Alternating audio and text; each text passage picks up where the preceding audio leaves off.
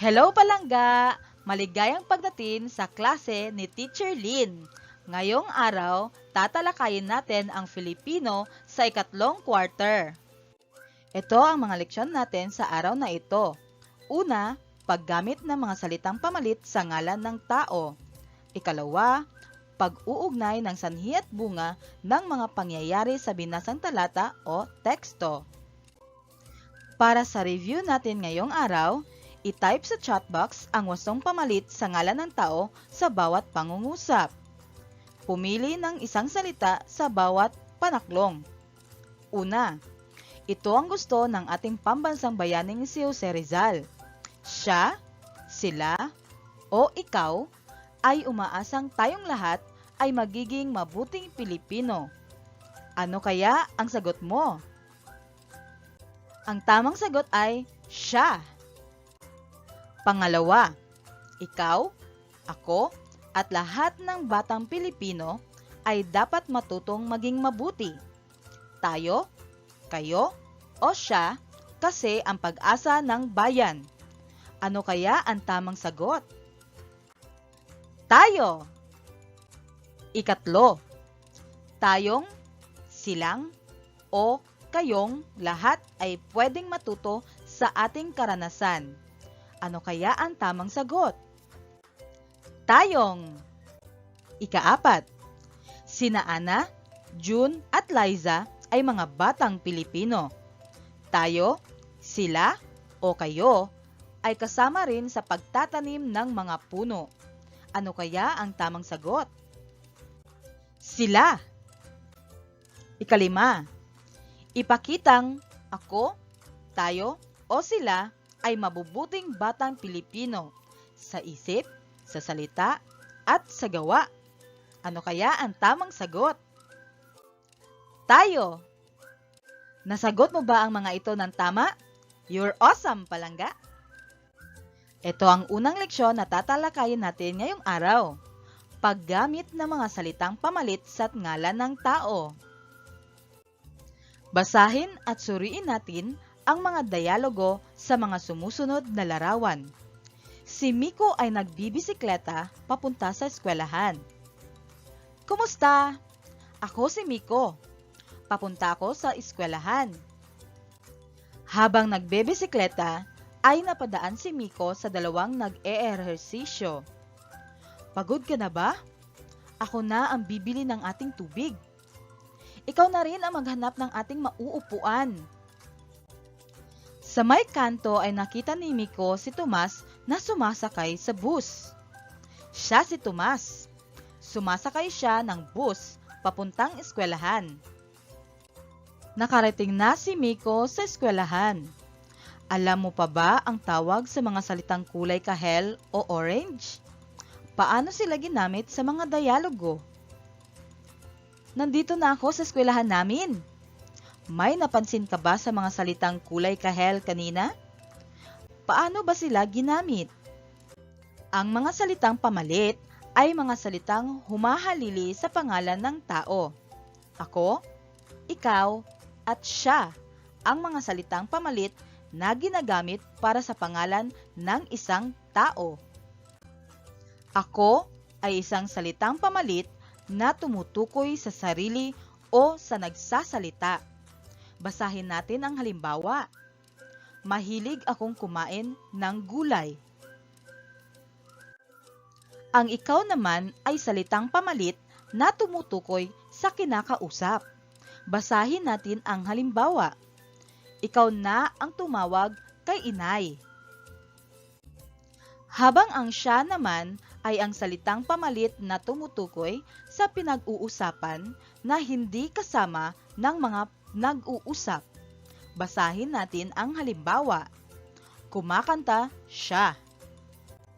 Suriin natin ang mga karagdagang halimbawa para makita kung paano ginamit ang mga salitang pamalit sa bawat larawan. Sa halimbawang ito, si Emmy ang tinutukoy ng salitang pamalit na ikaw at ako. Emmy, ikaw na ang magtago ng bola. Sige, ako ang magdadala niyan bukas. Sa halimbawa naman na ito, Ang salitang pamalit na ako ay tumutukoy sa batang nagsasalita, habang ang siya naman ay tumutukoy kay Juniper na hindi kasama ng mga nag-uusap. Basahin natin ang halimbawa. Gutom na po ako. Tawagin mo na si Juniper. Siya ang maghahanda ng mga plato. Sa halimbawang ito, ang salitang pamalit na siya ay tumutukoy kay Hana na pinag-uusapan ng dalawang lalaking estudyante. Ang pamalit na ako naman ay humahalili sa ngalan ni Lito. Basahin natin ang halimbawa. Lito, siya ba si Hana? Oo, sigurado ako. Magsanay tayo. Tingnan ang bata. Nagpipinta patlang ng bulaklak. Ako, ikaw, o siya. Ano kaya ang tamang sagot? Siya ang tamang sagot. Ito ang ating gagamitin pamalit sa ngalan ng ating pinag-uusapan. Tandaan, ang salitang pamalit na ako, ikaw, at siya ay mga salitang humahalili sa pangalan ng tao. Ako ay ginagamit sa pagtukoy sa sarili. Ikaw ay ginagamit sa pagtukoy sa kinakausap. Siya naman ang ginagamit sa pagtukoy sa pinag-uusapan. Basahin at suriin natin ang maikling kwento. Tuwing linggo ay nakagawian na nina Jason, Dexter at Ryan na pumunta sa parke para makipagkita sa kanilang mga kaibigan. Tara na! Inaantay na nila tayo! Aya ni Jason. Habang naglalakad ay napadaan sila sa isang tindahan ng barbecue. Dito na tayo bumili ng pagkain, sabi ni Jason kina Dexter at Ryan. Kayo na lang, may baon kasi ako, tugon ni Ryan sa kanyang mga kasama. Pagkatapos bumili nila Jason at Ryan ng kanilang pagkain, ay nagpatuloy na ang magkakaibigan papunta sa parke. Agad namang nakita ni Dexter ang kanilang mga kaibigan na nag-aabang sa di kalayuan. Nakikita ko na sila. Nakatayo sila sa likod ng mesa, sabi ni Dexter. Binilisan na ng tatlo ang paglakad papunta sa kanilang mga kaibigan. Pagkatapos ng maikling kumustahan, ay naglaro na ang mga magkakaibigan. Kumusta? Kumain na ba kayo? Oo. Tara, maglaro na tayo. Dito nagtatapos ang ating maikling kwento. Alam mo ba na ang tayo, kayo, at sila ay mga salitang pamalit na ginagamit kapag dalawa o higit pang mga tao ang tinutukoy? Ang salitang pamalit na tayo ay ginagamit ng nagsasalita sa pagtukoy sa sarili at sa kanyang mga kasama o kausap. Halimbawa, maswerte tayo ngayong araw na ito. Ang salitang pamalit na kayo naman ay ginagamit na pantukoy sa kinakausap at mga kasama nito. Halimbawa, mag-ingat po kayo sa pagbabad sa jeep. Sila naman ang ginagamit na pantukoy sa pinag-uusapan na dalawa o higit pang mga tao. Halimbawa, sila ay nagpipiknik. Basahin natin ang mga halimbawang sumusunod para makita kung paano ginagamit ang salitang pamalit sa bawat larawan. Sa halimbawang ito, ang salitang tayo ay ginamit na salitang pamalit ng nagsasalita para sa kanyang sarili at sa kanyang mga kasama. Sa halimbawa naman na ito, ang salitang kayo ay ginamit na salitang pamalit para sa mga kinakausap ng nagsasalita. Para naman sa halimbawang ito, ang salitang sila ay ginamit na salitang pamalit para sa mga pinag-uusapan ng nagsasalita. Magsanay tayo. Alin sa mga salitang pamalit ang ginagamit sa pagtukoy sa mga taong pinag-uusapan? Tayo, kayo, o sila? Ano kaya ang tamang sagot? Sila. Tandaan natin na ang mga salitang pamalit na tayo, kayo, at sila ay humahalili sa pangalan ng higit pa sa isang tao. Tayo ang ginagamit na pantukoy sa nagsasalita at kausap nito, habang kayo naman ang ginagamit para sa kinakausap at mga kasama nito, at siya naman para sa mga pinag-uusapan. Piliin sa panaklong ang wastong panghalip panao batay sa larawan. I-type ang iyong sagot sa chat box. Una, ako, ikaw, ay nagsisipilyo. Ano kaya ang tamang sagot? Ako. Ikalawa, ako, kami, ay magkakaibigan. Ano kaya ang tamang sagot? Kami. Pangatlo, siya, tayo, ang ating guro. Ano kaya ang tamang sagot? Siya. Ikaapat, tayo, sila, ay magkakapamilya. Ano kaya ang tamang sagot? Tayo. Ikalima, tayo, ako, ay naglalaro ng basketball. Ano kaya ang tamang sagot? Tayo. Nasagot mo ba ng tama ang mga ito? Excellent! Basahin at unawain ang mga sumusunod na pahayag. Punan ang bawat patlang ng tamang pamalit at i-type ang titik ng wastong sagot sa chat box. Una, pinuntahan ng kapitan ang pamilya ni Mang Tasyo at binigyan patlang ng maiinom at pagkain. A. Ako, B. Sila, C. Tayo, D. Ikaw. Ano kaya ang tamang sagot? B. Sila. Kalawa, isang araw, may liham si Lorna at ipinagbalita na dadalaw patlang kay Nena. A. Siya, B. Ikaw, C. Kayo, D. Tayo. Ano kaya ang tamang sagot? A. Siya. Ikatlo, tahimik ang buhay sa nayon. Lahat, patlang, ay nagtutulungan.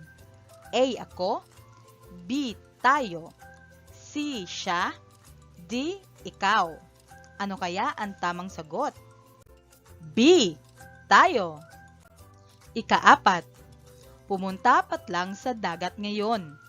Isasama natin si Itay. A. Kayo, B. Tayo, C. Ikaw, D. Ako. Ano kaya ang tamang sagot? B. Tayo. Ikalima, patlang ba ang nakapulot ng aking bag? A. Tayo, B. Ikaw, C. Sila, D. Kayo. Ano kaya ang tamang sagot?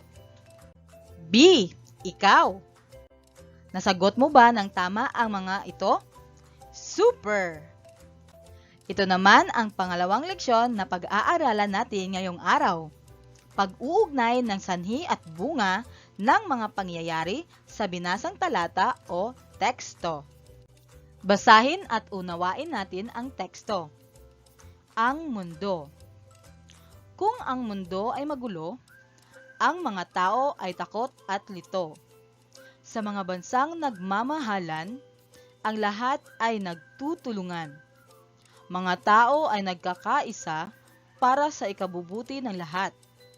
Ang pamilyang madasalin at matatag, masaya ang pagsasama. Bawat kasapi ay nagkakaisa. Ama, ina, mga anak, hawak kamay nilang nilulutas ang mga problema. Piliin sa loob ng kahon ang susunod na mangyayari. I-type ang letra ng iyong sagot. Ito ang mga pagpipilian. A. Tao ay takot at lito. B. Sa ikabubuti ng lahat. C. Lahat ay nagtutulungan. D. Matatag at masaya ang pagsasama. E. Nag-aaway, nagsisisihan, ang lahat nakasapi. F. Hawak kamay nilang nilulutas ang mga problema. Una, pamilyang madasalin. Ano kaya ang tamang sagot? A. Tao ay takot at lito. B. Sa ikabubuti ng lahat. C. Lahat ay nagtutulungan. D. Matatag at masaya ang pagsasama. E. Nag-aaway, nagsisihan ang lahat na kasapi. O F. Hawak kamay nilang nilulutas ang mga problema.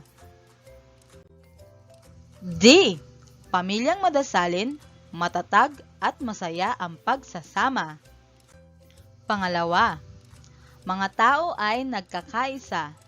Ano kaya ang tamang sagot? A. Tao ay takot at lito. B. Sa ikabubuti ng lahat. C. Lahat ay nagtutulungan. E. Nag-aaway, nagsisihan ang lahat na kasapi. O F.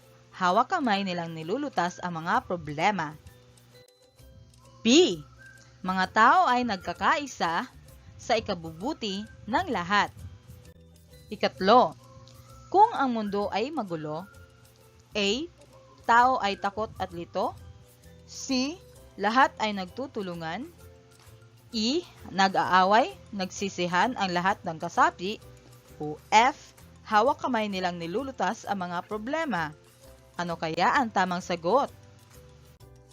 A. Kung ang mundo ay magulo, tao ay takot at lito. Pang-apat, sa mga bansang nagmamahalan, C. Lahat ay nagtutulungan. E. Nag-aaway, nagsisihan ang lahat na kasapi. O F. Hawak kamay nilang nilulutas ang mga problema. Ano kaya ang tamang sagot? C. Sa mga bansang nagmamahalan, lahat ay nagtutulungan. Panglima, bawat kasapi ng pamilya nagkakaisa. E. Nag-aaway, nagsisihan ang lahat na kasapi. O F. Hawak kamay nilang nilulutas ang mga problema. Ano kaya ang tamang sagot? F. Bawat kasapi ng pamilya nagkakaisa, hawak kamay nilang nilulutas ang mga problema. Nasagot mo ba ng tama ang mga ito? Good job! Ngayon, tatalakayin natin kung ano ang sanhi at bunga. Ang sanhi ay tumutukoy sa pinagmulan o dahilan ng isang kilos, kalagayan o pangyayari. Samantalang, ang bunga ay kinauwian o kinalabasan ng gawain o pangyayari. Narito ang mga halimbawa. Sanhi. Madalas mag-ensayo ng sayaw si Kyla. Bunga. Lagi na lamang siya ang sinasali ng kaniyang guro sa paligsahan. Sanhi. Hating gabi nang kung matulog si Elma. Bunga, kaya tanghali na siyang nagigising. Ngayon, tukuyin kung ang may salungguhit sa pamangungusap ay A. Sanhi o B. Bunga. Una, nagtatakbo ako kaya hinabol ako ng aso. Ano kaya ang tamang sagot? A. Sanhi. Pangalawa, lumangoy si Larry sa malalim na dagat, kaya siya nalunod. Ano kaya ang tamang sagot? A. Sanhi o B. Bunga? B. Bunga. Pangatlo, nag-aral ng mabuti si Nico, kaya nakapasa siya sa kanyang mga pagsusulit. Ano kaya ang tamang sagot? A. Sanhi o B. Bunga? Ang tamang sagot ay A. Sanhi. Pang-apat, naiwan nilang bukas ang pinto, kaya nakapasok ang magnanakaw. Ano kaya ang tamang sagot?